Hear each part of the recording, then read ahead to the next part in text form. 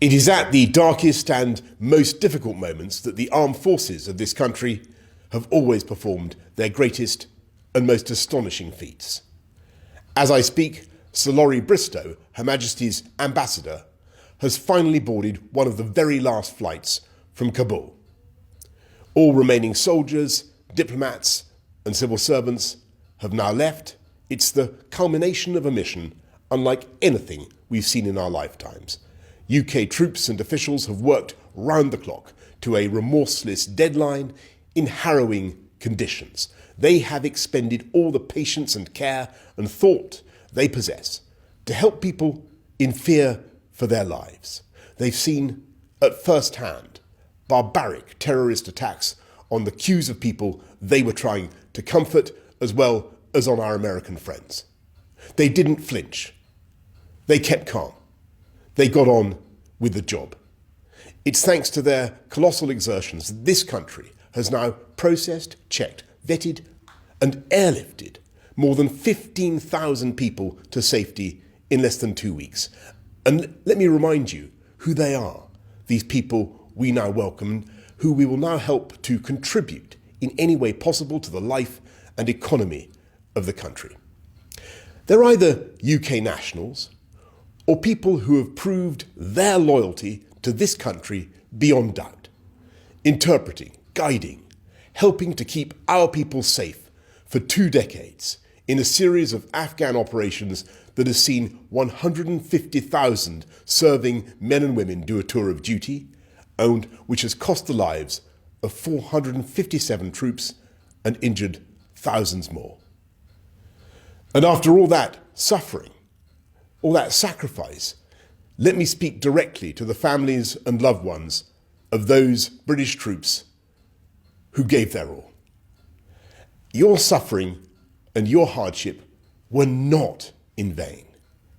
It was no accident that there's been no terrorist attack launched against Britain or any other Western country from Afghanistan in the last 20 years. It was thanks to the bravery of our armed forces who fought to knock out bin Laden's networks. And thanks to the devotion of British troops and aid workers and diplomats and others, we've helped to educate 3.6 million girls.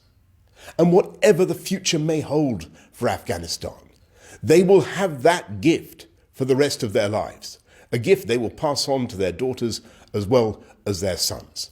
And though we would not have wished to leave in this way, we have to recognise that we came in with the United States in defence and support of the United States, and the United States military did the overwhelming bulk of the fighting. And though we now leave with the United States, we will remain represented in the region. We're doubling our humanitarian assistance, development assistance this year to £286 million. And together with our allies in America and Europe and around the world, we will engage with the Taliban, not on the basis of what they say, but what they do. And if the new regime in Kabul wants diplomatic recognition, or to unlock the billions that are currently frozen, they will have to ensure safe passage for those who wish to leave the country, to respect the rights of women and girls, to prevent Afghanistan from again becoming an incubator for global terror, because that would be disastrous for Afghanistan. And we will use every lever we have, political, economic, diplomatic, to help the people of Afghanistan and to protect our own country from harm. If people look for evidence of the energy and spirit and values of this country, our United Kingdom, our willingness to show global leadership to help the needy and vulnerable around the world, I would point them to the Kabul airlift of the last 14 days. I thank everyone involved, and I believe they can be very proud of what they've done.